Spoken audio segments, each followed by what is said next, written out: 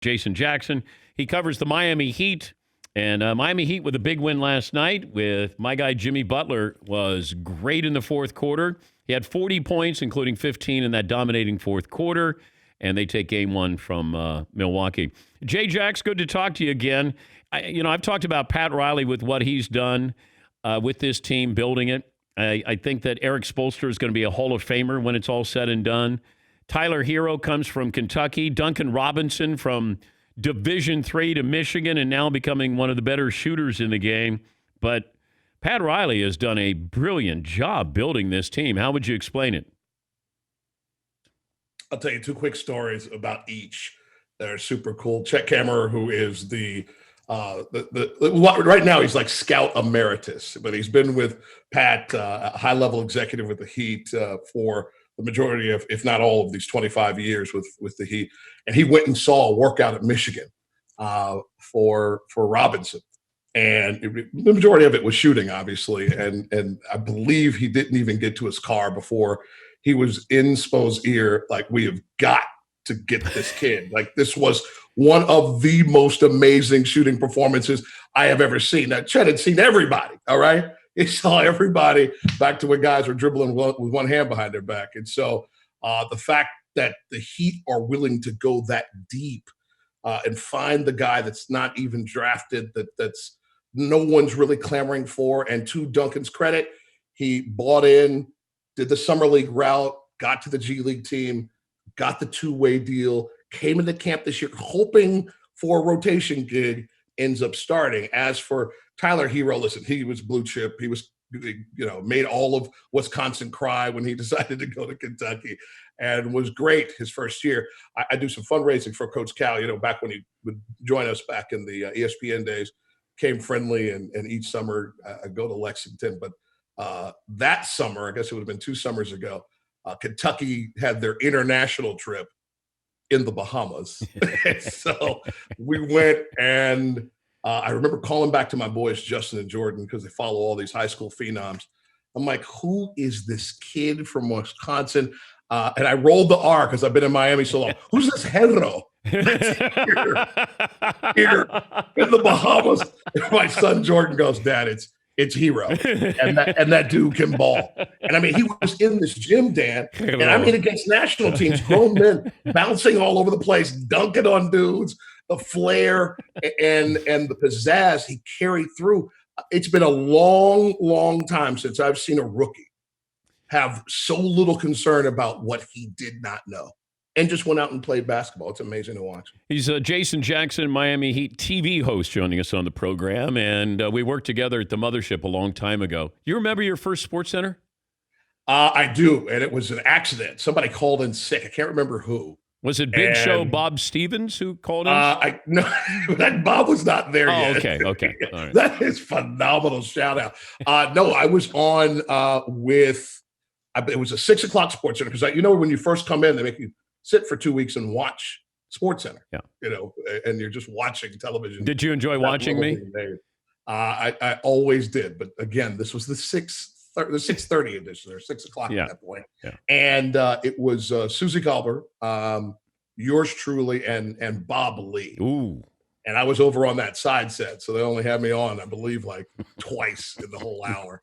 But as you remember, sitting down that first time, first of all, you're like, why am I here? And please don't bleep up. That's all you think of. I did that for a year at 2:30, though. A lot of bleeping up for a year. Yeah. Thank God for ESPN News. Got me a lot of reps for a year, and people like yourself, and who, like, on the set was really, really key to me, just like getting my feet solid on the ground each night, was actually Craig Kilborn. Really? And it's funny, a lot of people could see him as maybe not the best teammate, or worried about his stardom over the. And they would be correct, Jason. Well, for you, because when coming to the big show, baby, everybody's trying to throw their biggest punch and just hang with you. How did Kilborn help you? But he was like just in condensing the idea of sitting there, the enormity of it, of the simplicity of how to get stuff done. Obviously, Stuart and Scott and I were extremely close, and I got a lot of shots before a lot of the ESPN2 folks did, and that did not go well for a lot of people. But now, Jason had a cubicle outside of my office. Oh, you mean your secretary? You were, you would have been my secretary. But one day I decided that I wanted to put another TV monitor in my office because I was doing all these blind highlights. The 11 o'clock Sports Center, I wanted to see more games while I'm writing the show. So management wouldn't give me another TV monitor. So I went out and I stole Jason's, and he came in that day and he goes, well, where's my monitor? You seen my TV? I've got it in there in my office with my door shut. And I was like, let's find that. Let's find it. And by the way, the little tiny monitor. I know.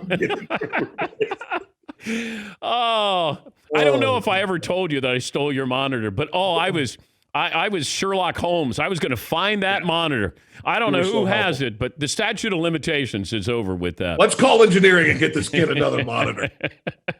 This is ridiculous. What kind of buzz do we have on South Beach for Tua Tagovailoa? Oh, my goodness. Well, thank goodness there's a curfew over there because it can get buzzy, as you well know.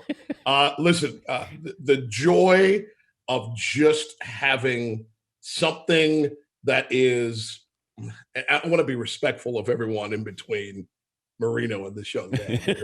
Professional quarterbacks that have been a long way. But bless his heart, Ryan Fitzpatrick's mother passed. And so he was away for this first scrimmage, and the Dolphins, I don't quite get the marketing aspect of this, but they didn't allow any video from their first scrimmage. Ooh. And obviously no fans were there, but a lot of buzz about the young fella. He obviously can sling it. He's got a great personality. He's embraced this place. Dan, you know the deal. W's. Like it's funny about this place.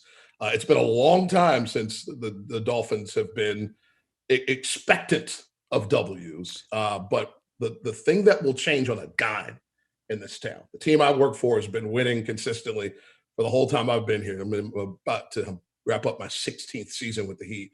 But the second, and I think it's only happened once in my time, the second the Dolphins were in the playoffs, everybody went, oh, nice job, Heat. And they're gone, right to all things Dolphins. And so all it's going to take is this young fella under center getting some wins and an idea of the possibility of the postseason, and everybody's going to go nuts. But the one thing about this place is there's, as you know, Dan, there's plenty to do. So you better grab people's attention, and the only way to do it in Miami is with winning. What do you miss about covering LeBron? That's a really good question. I so enjoyed it. I wanted to so bad, Dan, because like you and me, he's from the great state of Ohio. And I wanted that connection, and I wanted it to be enjoyable after having outside coverage like we have when, we're covering the finals and All-Star game back of the worldwide leader of covering Michael and Kobe, Shaquille at his height, and Shaquille every day, and then Dwayne every day. I wanted this so bad to be awesome. And it was.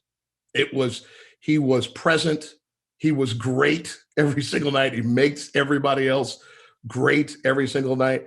I will say this. I missed the 81 playoff game checks that I got in those 4 years. Dan, there was 81 playoff games in 4 years. That was ridiculous. So, and now I probably would want to encourage him to do this, Dan. I mean, like there comes a point where you have to shave it all off. You got it.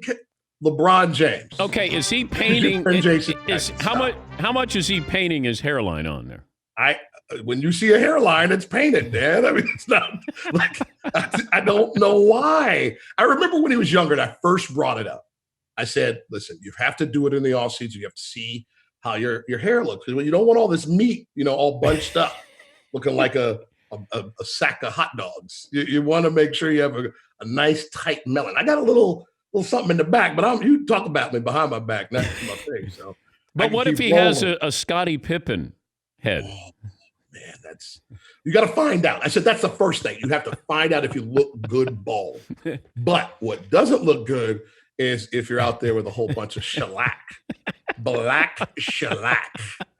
It's not what you want. Plus, doesn't it come down into your eyes? It might run down in his eyes. Yeah. Oh, but if he was still there, you wouldn't be saying this. Every day I would just encourage him that it is a good look. I have a senior in college, a senior in private high school. You can make money with no hair. He's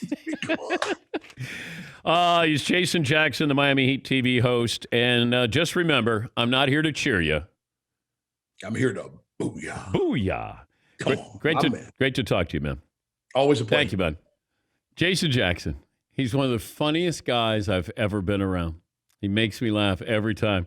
Black shellac for LeBron. I was hoping that the Heat would win a game so I could have Jason on, just for that reason.